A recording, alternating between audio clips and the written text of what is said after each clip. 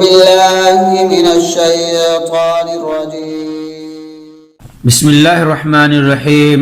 الحمد للہ رب العالمین والصلاة والسلام علی اشرف الانبیاء والمرسلین نبینا محمد اما بعد.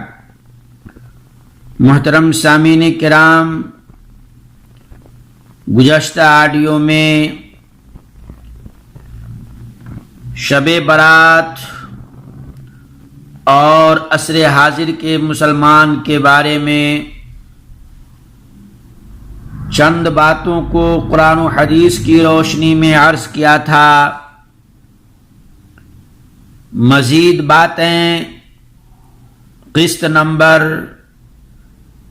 2 میں سماعت کیجیے. نمبر 5، آتش بازی. 15 شعبان کی رات میں لوگ آگ زنی وغیرہ بھی کرتے ہیں، تو اس کے بارے میں بھی سماعت کیجیے. شب برات کی مروجہ خرافات میں سے معروف ترین خرافات اس شب آتش بازی کا مظاہرہ کرنا ہے. دین اسلام کی تعلیمات نے خوشی کے مواقع پر کیا طرز عمل ہونا چاہیے پوری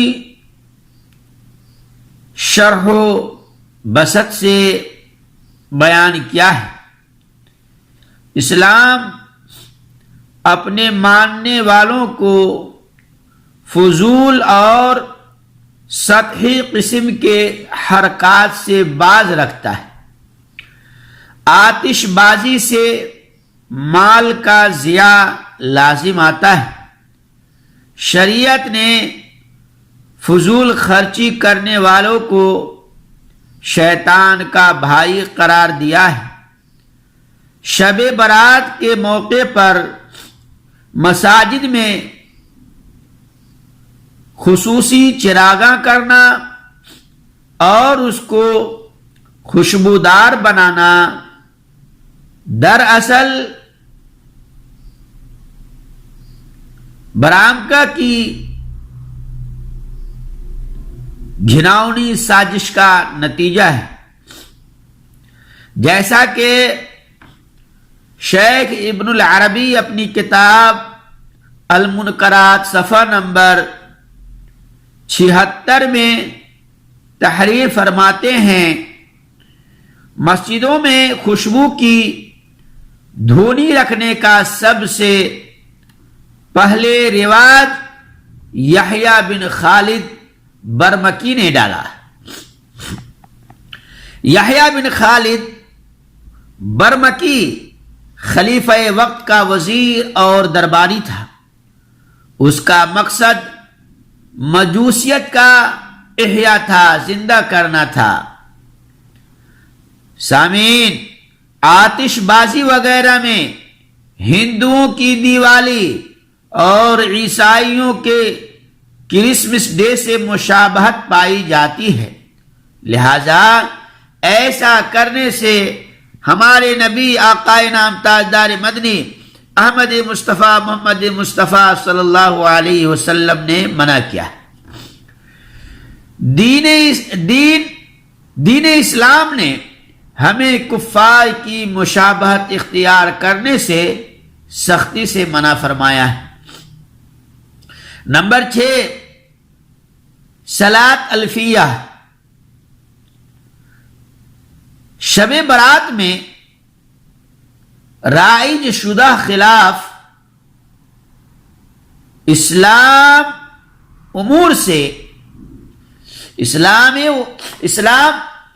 امور میں سے سر فہرست 1000 نماز کی پابندی سے ادائیگی ہے. اسی طریقے سے صلاۃ الفیہ جو نماز ہے اس کا طریقہ کیا ہے دیکھیے. رسول اکرم صلی اللہ علیہ وسلم نے سیدنا علی رضی اللہ عنہ سے ارشاد فرمایا، اے علی، جس نے بھی 15 شعبان کی رات 100 رکعت نماز پڑھی ہو اور ہر رکعت میں 10 بار سورہ فاتحہ اور سورہ اخلاص پڑھتا ہے، پھر آپ نے فرمایا، اے علی، جو شخص بھی ان نمازوں کو ادا کرتا ہے تو اللہ تعالی اس بندے کی تمام حاجات پوری فرماتے ہیں، الیاذ باللہ۔ اس بدعتی نماز کے بارے میں امام ابن الجوزی الموضوعات میں متعدد روایات ذکر کرنے کے بعد فرماتے ہیں کہ اس حدیث کے من گڑھت ہونے میں مجھے کوئی شک نہیں۔ اس روایت کے روات مجہول ہیں، کچھ تو بہت زیادہ ضعیف ہیں، اور اس روایت کا حدیث رسول ہونا ناممکن ہے۔ الموضوعات جلد نمبر 2 اور صفحہ نمبر 13127۔ امام شوکانی رحمہ اللہ فرماتے ہیں کہ یہ حدیث موضوع ہے، اور اس حدیث میں رات کی عبادت کا اہتمام کرنے والوں کے لیے جو ثواب بیان ہوا ہے، ارباب بصیرت کے نزدیک اس روایت کے موضوع ہونے کے لیے کافی ہے۔ اس حدیث کے تمام روات مجہول ہیں۔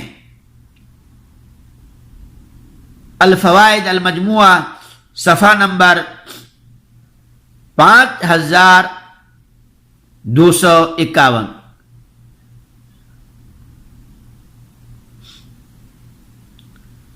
امام ابن القیم المنار المنیف میں صلاۃ الفیہ کے بارے میں لکھتے ہیں کہ علم حدیث سے بہرور شخص کا ایسی روایت سے دھوکہ کھانا باعث حیرت ہے۔ در حقیقت یہ نماز اسلام میں 400 سال کے بعد بیت المقدس میں ادا کی گئی، پھر اس کی فضیلت کے بارے میں احادیث بنائی گئی۔ صلاۃ الفیہ کی ابتدا کیسے ہوئی، اس کے بارے میں بھی سماعت کیجیے۔ اس بدعتی نماز کا آغاز کب اور کیسے ہوا؟ امام مقدسی رحمہ اللہ اس بارے میں لکھتے ہیں کہ ہمارے یہاں بیت المقدس میں صلاۃ الرغائب اور صلاۃ شعبان، یعنی اس سے مراد صلاۃ الفیہ ہے، تو اس کا تصور تک بھی نہیں تھا، یعنی صلاۃ الرغائب اور صلاۃ شعبان کا تصور تک نہیں تھا۔ سن 447 ہجری میں نابلس کے علاقے سے ابن ابی الحمرا بیت المقدس میں آیا۔ اس کی آواز بہت ہی خوبصورت تھی۔ 15 شعبان کی رات میں وہ مسجد اقصی میں نماز پڑھنے کے لیے کھڑا ہوا، اس کی آواز سے متاثر ہو کر ایک شخص اس کے ساتھ مل گیا۔ اس کے بعد متعدد لوگ اس کے پیچھے جمع ہو گئے، بہت سارے لوگ جو ہے پیچھے جمع ہو گئے۔ دوسرے سال پھر وہ بیت المقدس آیا اور یہی عمل دہرایا، پھر تیسرے پھر چوتھے سال بھی ایسے ہی کیا۔ الغرض آہستہ آہستہ یہ بدعت زور پکڑتی گئی، اور افسوس کہ یہ سلسلہ بدعتیہ اب تک جاری ہے۔ اگر دیکھنا چاہتے ہیں تو دیکھیے البدع الحولیہ صفحہ نمبر 299۔ سامعین کرام، ان ساری باتوں سے پتہ یہ چلا کہ ہم نے ماہ شعبان سے متعلق ارشادات نبویہ صلی اللہ علیہ وسلم کا ذکر کیے ہیں۔ آئیے ہم اپنے احوال کا جائزہ لیں۔ اگر ہمارا طرز عمل خلاف سنت ہے تو آج ہی اس کو خیر آباد کہیں، تاکہ دنیا و آخرت کی رسوائی سے بچ سکیں۔ وما علینا الا البلاغ۔ والسلام علیکم ورحمۃ اللہ وبرکاتہ.